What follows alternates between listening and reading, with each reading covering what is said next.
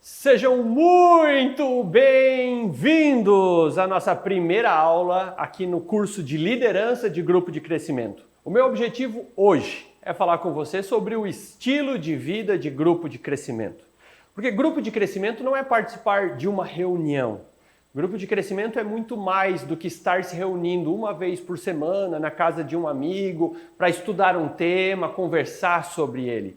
Grupo de crescimento é um lugar de discipulado, é um estilo de vida, onde todo o seu ser vai começar a ser transformado, vai começar a ser moldado para que você possa viver aquilo que Deus tem para a sua vida. Para que o poder de Deus possa fluir através de você, para que você seja um ministro de Cristo.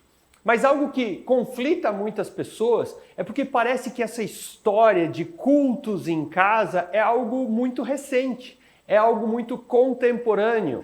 Mas se nós olharmos as Escrituras, lá no início, nós vamos ver que a igreja era construída em casas. Se você ler o livro de Atos, você vai perceber claramente que as casas abriam e recebiam as pessoas. Então, reflita um pouco sobre os mais diversos formatos que a igreja teve desde o Pentecostes, desde aquele momento maravilhoso em que o Espírito Santo vem e enche de poder as pessoas que estavam lá, até os dias de hoje. Certamente você vai perceber que o propósito de Deus era que a igreja tivesse aquela força.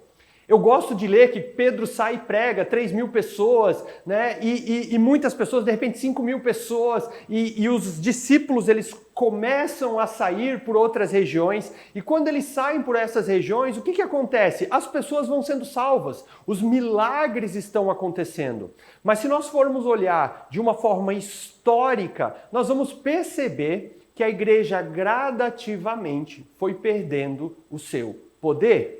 Como ela foi perdendo o seu poder? Ela foi se concentrando dentro de estruturas e não deixando mais as casas serem instrumentos de Deus. Pense só, a quantidade de casas que se abrem para um grupo de crescimento. Em cada um desse lugar, o poder de Deus está sendo manifesto. Se concentrarmos somente isso dentro de um templo, ele se restringe. Eu falo aqui de uma questão geográfica. Claro que você vai aprender ainda hoje que é importante o templo, é importante a casa e é importante a sua vida pessoal com Deus. Então nós temos que estar muito atentos a isso e entender este propósito. Deus sempre quis que a igreja tivesse um poder, que a igreja tivesse um impacto na sociedade. Foi para isso que Jesus fez. Então nós percebemos que os homens mudaram no decorrer dos séculos como a igreja estava sendo feita. O que nós entendemos? Vamos ler aqui um versículo em Atos, no capítulo 2, no versículo 46 e 47.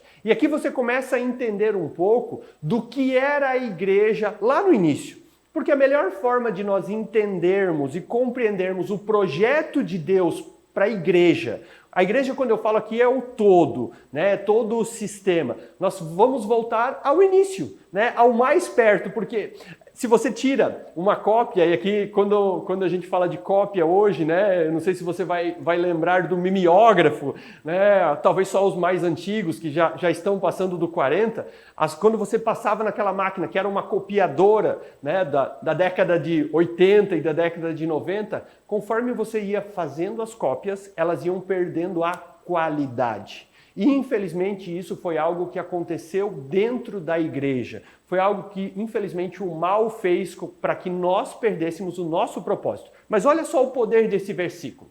E perseveravam unânimes todos os dias no templo, partindo o pão em casa, comiam juntos com alegria e singeleza no coração, louvando a Deus e caindo na graça de todo o povo. E todos os dias acrescentava o Senhor à igreja aqueles que haviam de se salvar. Atos 2, do 46 ao 47. Esse versículo, ele enche o meu coração de alegria. Esse versículo, para mim, é o que norteia o projeto de grupos, o projeto de a sua casa ser uma igreja, assim como você é uma igreja. Que vocês se reúnam lá para o quê? Para compartilhar o pão, para estar juntos, para viver em alegria, em singeleza de coração. Assim também como eles faziam e se reuniam no templo. Então nós percebemos aqui dois pontos muito importantes. O ponto do templo e o ponto das casas. Uma igreja completa, ela vive com esses dois pontos. Mas o mais importante de tudo é que quando essa atmosfera, quando esses princípios eram implantados, o que acontecia? Todos os dias acrescentava o Senhor aqueles que iam sendo salvos.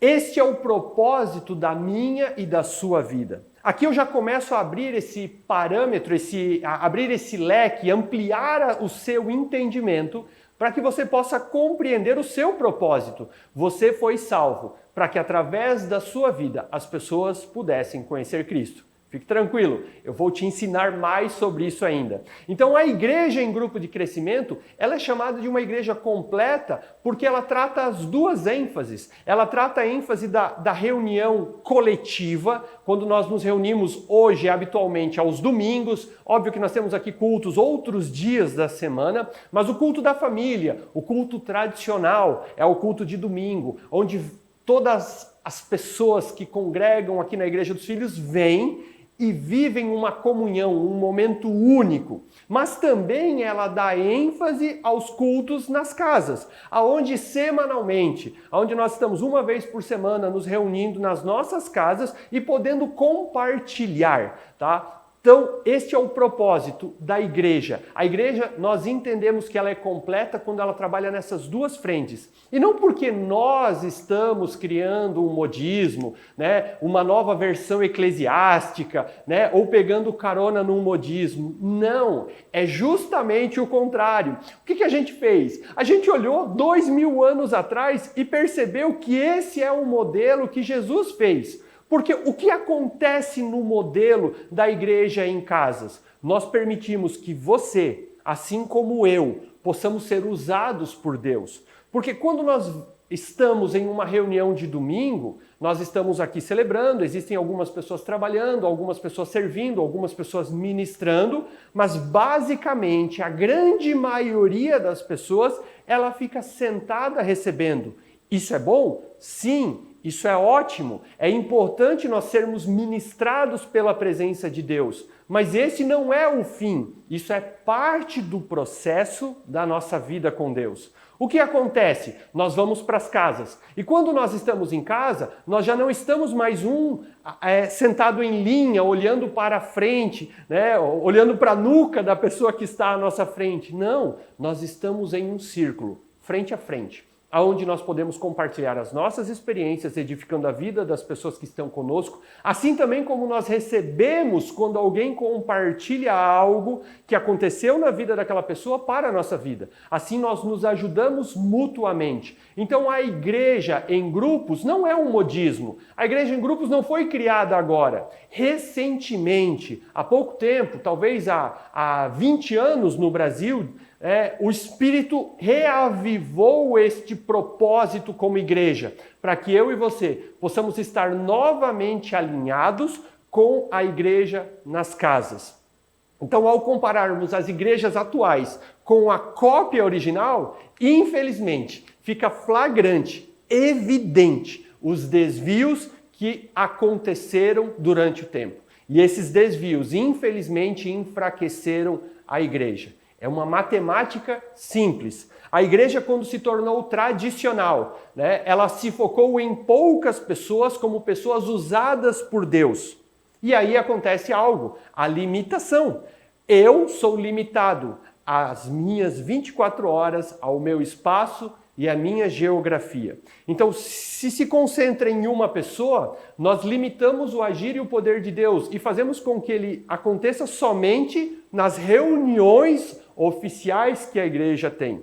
Mas quando nós entendemos grupo de crescimento, nós passamos a entender que o mesmo Espírito que habita em um pastor, aqui falando na estrutura tradicional, que seria a ideia de uma pessoa única, que é ela que faz os milagres, é ela que tem que orar, é ela que pode expulsar demônios, é ela que pode ministrar. Nós começamos a entender que todas as pessoas têm o Espírito Santo. E aí nós ampliamos o poder da igreja. Porque imagina, se você tem uma igreja com 1000 pessoas e 5 pastores, né? Se a igreja é tradicional, ela vai se focar em 5 pastores para resumir isso e mais algum grupo de pessoas próximas, um presbitério, algum grupo de ministros, alguma coisa nesse sentido. Agora, quando nós entendemos igreja em grupo de crescimento, quando nós entendemos igreja nas casas, nós podemos fazer com que boa parte dessas 1000 pessoas que já atingiram maturidade também estejam orando, também estejam caminhando, também estejam deixando Deus agir através da sua vida. Então, com o passar dos séculos, a igreja foi gradualmente se afastando do seu propósito principal. E o nosso objetivo aqui é resgatar, não é criar nada novo, é simplesmente resgatar aquilo que Deus já fez por nós, né? Mudar a forma de sermos igreja, não criando novo, mas voltando ao propósito original. E o pensamento popular que se apegou com toda essa mudança foi que o prédio é importante, que o prédio é um símbolo edificador da igreja, que ele traz ênfase, né, da imponência, porque olhamos para a construção, né, para grandes prédios, nossa, que maravilhoso. Mas a gente lembra que o próprio Jesus, quando esteve em Jerusalém e foi questionado pelos seus discípulos sobre o que era importante, né? E ele dizendo, olha esse templo, e ele não deu valor ao templo, né? Ele não deu valor a essa situação. Por quê? Porque ele sabia que mais importante do que o templo, feito por mãos humanas, é nós, como templo do Espírito. Essa jornada em grupo de crescimento vai fazer você entender que você é templo do Espírito Santo, que você é a igreja. As distorções, infelizmente, nos levaram a entender que trabalhar na igreja não significava mais usar o seu dom, exercer seu ministério, que era um serviço de estar lá servindo alguém, né? E não mais sendo você parte atuante da igreja. Tá? Mas o que aconteceu? Lentamente essas atividades dentro da igreja, esses dons que Deus distribui, os ministérios, passaram a ser uma atividade religiosa, sem muito impacto. Porque nós temos que entender o seguinte, as pessoas que nós queremos alcançar, elas não estão dentro da igreja, elas estão fora da igreja. O ambiente de igreja, o ambiente do culto tradicional, não é um ambiente onde vai alcançar as multidões. O ambiente de igreja é um ambiente onde eu e você somos edificados. Mas por que nós somos edificados? Para que nós possamos sair, para que nós possamos alcançar as pessoas que estão lá fora, que ainda não conheceram a Cristo. Qual o melhor ambiente para fazer isso? Pense só, se você vai fazer um convite a um amigo seu para que ele esteja, né, conhecendo Jesus, qual seria a resposta mais fácil para que ele aceite o seu convite para estar com você? Olha, vai ter um culto domingo, vamos lá na minha igreja? 99,9% das respostas vai ser não. Salvo se ele está com uma necessidade muito grande, alguma coisa, mas boa parte das pessoas, a grande maioria, vai responder não. Agora, se você convida essa pessoa para ir na sua casa, há uma grande chance dessa pessoa responder sim. E aí nós possamos começar a compreender a nossa identidade em Cristo, que nós somos a imagem e semelhança de Cristo. É através da nossa vida. Nós começamos a libertar a mente para que você possa entender que sim, você é um instrumento de Deus. Este é o poder que a igreja em grupos tem. E esse é o poder que, infelizmente, foi enfraquecido através da igreja tradicional. Além disso, né, dessa distorção que gerou tristemente, ela acabou empobrecendo a igreja, tirando esse impacto, né, ela fez com que nós nos afastássemos do propósito original. Muitas pessoas hoje estão vivendo perdidas dentro de igreja porque não têm o sentido do porquê viver igreja. Então, se o modelo da igreja primitiva era tão bom, por que mudou? Porque ela se escondeu dentro de 4 paredes do tradicionalismo. Infelizmente, nós temos que entender que nós temos um inimigo. Nós temos alguém que quer destruir Jesus, não conseguiu, que tentou destruir a Bíblia e não conseguiu. Então, o que ele fez? Pacientemente, sorrateiramente, séculos por séculos, ele começou a inverter os valores para que nós entendêssemos que o poder não estava mais em nós, e estava no templo. E ele foi fazendo isso e, infelizmente, ele logrou muito êxito e muitas pessoas começaram a dar a importância maior ao templo. Mas o Espírito é mais poderoso. E por isso Deus, não só aqui em Joinville, porque esse movimento em grupos, ele acontece no mundo todo. Várias igrejas, várias regiões existem hoje, estão vivendo igrejas em grupo. Por quê? Porque o poder do Espírito é maior. E essa é uma outra verdade de Deus para as nossas vidas. Nós muitas vezes temos medo daquilo que o diabo pode fazer. Mas nós temos que ter uma certeza. Aquilo que Jesus já fez por nós é muito maior, é muito poderoso, não há comparação. E esse poder habita na minha vida e esse poder habita na sua vida. E o que nós não podemos mais fazer? Nos esconder. A igreja em grupo vem justamente para te expor, para fazer com que lá no seu trabalho, para fazer com que lá no seu colégio, no ambiente onde você está, na sua escola, na sua faculdade, que lá você seja alguém que evidencie o poder de Deus. Porque o templo, os tijolos não curam, pessoas curam. O templo, no templo, o poder estava restrito a poucas pessoas, como eu falei, mas Jesus, ele deu autoridade, e essa autoridade ela é para todas as pessoas. Olhe só Pedro, 1 Pedro 2,5, vós também, como pedras vivas, sois edificados, casa espirituais, sacerdócio santo, para oferecer sacrifícios espirituais e agradáveis a Deus por Jesus Cristo. Olha só, nós somos a pedra. Sozinho em casa eu sou pedra, eu já sou igreja. Quando eu me junto com a minha família, começa o quê? Começa a construção. Quando eu me junto com os meus irmãos nos grupos de crescimento, continua essa construção que é consolidada nas reuniões coletivas. Nós hoje somos o edifício, nós hoje somos a igreja e nós somos o poder de Deus. E é isso que a igreja em grupo está restaurando. Ela está restaurando a ordem correta. Imagine, como eu falei, um grupo resumido de pessoas é limitado, mas se todos que estão hoje aqui na Igreja dos Filhos, se todos hoje que estão no seu GC, que você já participa, entenderem esse propósito e se permitirem viver isso, nós alcançamos muito mais pessoas. Por isso é tão importante você compreender o propósito, o estilo de vida de grupo de crescimento. E a partir disso, começar a ser transformado através da sua mente, através das suas atitudes, para que você seja liberto para ser usado por Deus, através do poder do Espírito Santo. Nós somos hoje o templo, nós somos hoje esta igreja. Então nós estamos o quê? Corrigindo os erros, restaurando a unidade, reconstruindo a credibilidade, retornando a uma vez por todas a fé entregue por Jesus a nós. Nós temos um chamado, nós não podemos esquecer deste chamado. Mateus, no capítulo 28, no versículo 19 e no versículo 20. É muito conhecido, mas às vezes a gente tem um hábito de ler as passagens e não se atentar aos detalhes que estão por ela. E lá diz, ide portanto, fazei discípulos de todas as nações, batizando-os em nome do Pai, do Filho e do Espírito Santo, ensinando-os a guardar todas as coisas que eu vos já tenho mandado. E eis que estou convosco todos os dias, até a consumação dos séculos. Amém! Olha que palavra poderosa. Mas vamos por partes. Portanto, ide. Quem vai? Todos aqueles que têm Jesus como Senhor e Salvador da sua vida.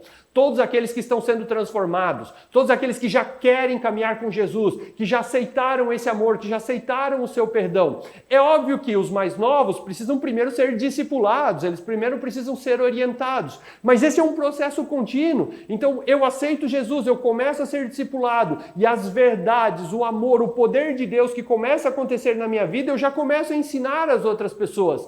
E nós vamos continuando esse ciclo. Essa é uma verdade, não somente para um grupo de pessoas que usa títulos como pastor, ministros, essa é uma verdade para todos aqueles que já têm o nome de Jesus, que já aceitaram o nome de Jesus. Então o indo não é para um grupo seleto, os sinais não são para um grupo seleto, os sinais são para todos aqueles que creem no nome de Jesus. Olha só o poder que existe nesta passagem.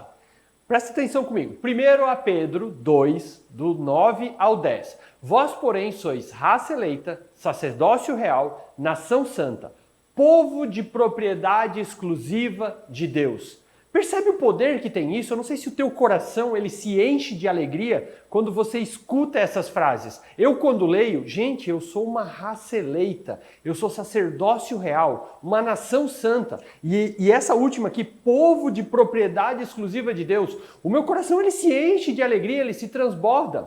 Mas aí vem uma vírgula e aí continua. Por que Deus deixou Jesus morrer na cruz? Porque Jesus se entregou na cruz para que você se tornasse essa nação santa, esse sacerdócio, esse povo de propriedade exclusiva de Deus. Só que não há um ponto, não termina em você a sua jornada de fé. Não é eu estou salvo e acabou. Não, há uma vírgula e ele diz, a fim de proclamardes as virtudes daquele que vos chamou das trevas para a maravilhosa luz. Esse é o nosso propósito de existência. Esse é o estilo de vida de grupo de crescimento, que é onde você está, por onde você está indo, você seja alguém que anuncie, você seja alguém que proclame as virtudes de Jesus, que nos tirou das trevas e hoje nos colocou na luz. Assim também, como hoje muitas pessoas no seu caminho estão nas trevas, o que você é? Você é a referência, você é a luz. Uma pessoa, quando ela está perdida no meio de um lugar com muito breu, vamos pensar no meio de uma mata, ela se perdeu no meio de uma mata. Qual é a referência dela para encontrar uma saída? Luz. Eu e você somos esta referência. Nós somos a luz. Sim, que antes não éramos povo, mas agora sois povo de Deus. E não tínhamos alcançado a misericórdia, mas agora alcançastes a misericórdia. Você conseguiu perceber então o poder que tem nesse versículo? Você não é o poder no versículo, é o poder apontando, o versículo apontando para o poder na sua vida, o versículo apontando para o poder na minha vida. Viver grupos de crescimento nos dá sentido a uma vida com Cristo. Muitas pessoas hoje se afastam do contato, da comunhão do corpo de Cristo e deixam de participar, da igreja de Deus, se afastam e vivem isoladas porque não entendem esse propósito. Não entendem que somos pedras vivas e juntos nos tornamos um edifício. Não entendem esse chamado de proclamarmos a Cristo. Nós não fomos feitos para vivermos separados, nós fomos feitos para vivermos juntos, em comunidade. Viver grupo de crescimento é um estilo de vida, onde refletimos, através das nossas atitudes, o amor de Cristo. Nosso estilo de vida, ele está firmado em amar a Deus, amar ao próximo e discipular o mundo. Esse é o primeiro momento que nós tivemos até agora, esse é o momento em que nós tivemos para te dar uma breve noção do que é o estilo de vida grupo de crescimento, daquilo que é o propósito para a sua vida. Continue comigo nas próximas aulas para que a sua vida continue sendo edificada.